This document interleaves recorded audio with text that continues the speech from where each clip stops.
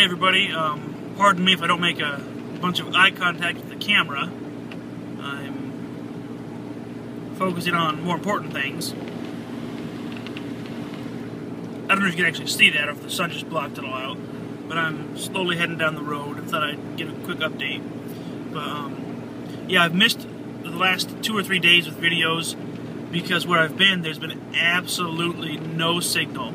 Like, I try to make a phone call and it gets cut off just a few minutes in. I can send a text message now and again, but that's about it. So, now that I'm heading on to hopefully better signal, I can keep updating. But I'm getting ready to head out of the small town of Louisiana that I'm in currently, which is Kinder. And I'm not sure where I'm heading now. Just kind of going to, I'm getting, I don't know a good term for it. I'm feeling like it's time for me to hit the road again, but I don't know where to go yet. So I'm planning on slowly making my way back up north, enjoying the southern weather for as long as possible.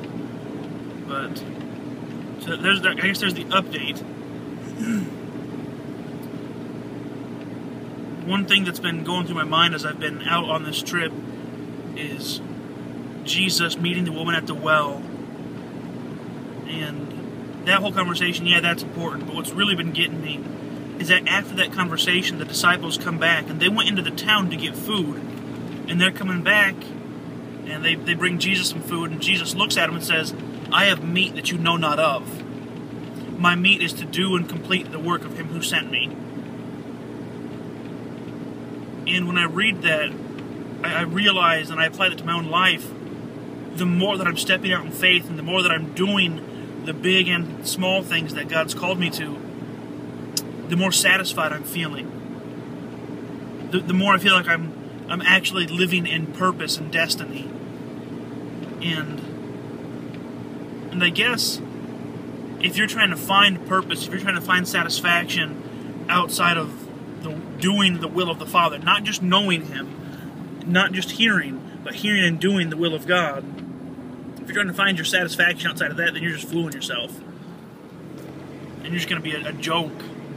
Because there's nothing outside of that satisfies. There's nothing outside of doing what He sent you and called you to that satisfies.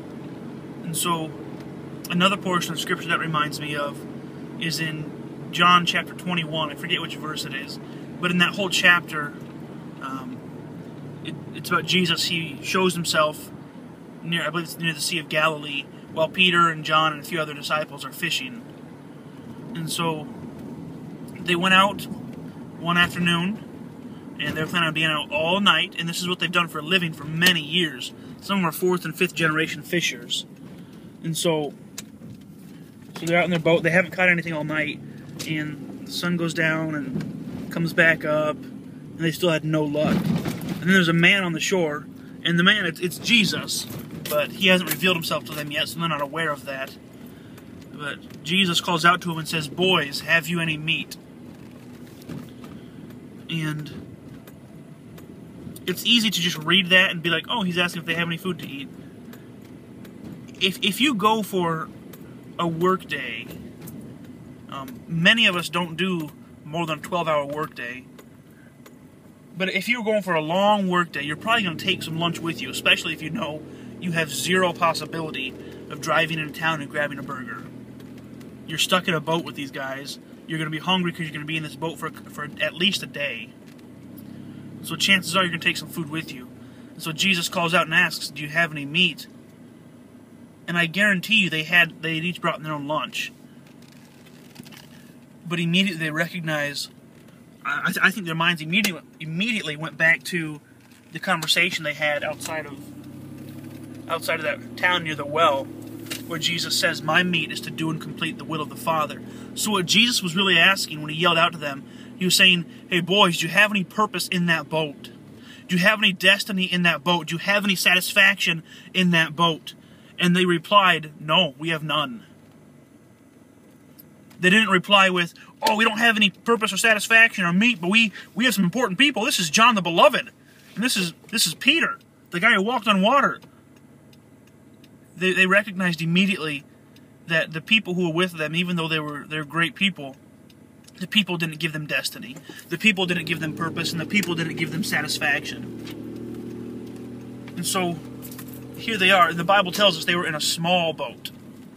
So here they are in this small boat, and Jesus tells them to cast their nets to the other side. And so if you're on the right side of a small boat, and you're fishing, and you're not catching anything, and you move to the left side of a small boat, you really haven't changed your geography that much. But the difference here is that Jesus Christ, God in human form, God in human flesh, gave them a word. And with that word came purpose. Boys, cast your net to the other side. That was a command from God. And in that command from God, they found the biggest catch of fish they've ever had, and it almost broke their boat and snapped their nets.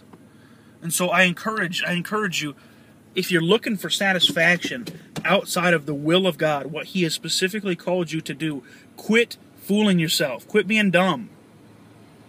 Get a word from God no matter what it is.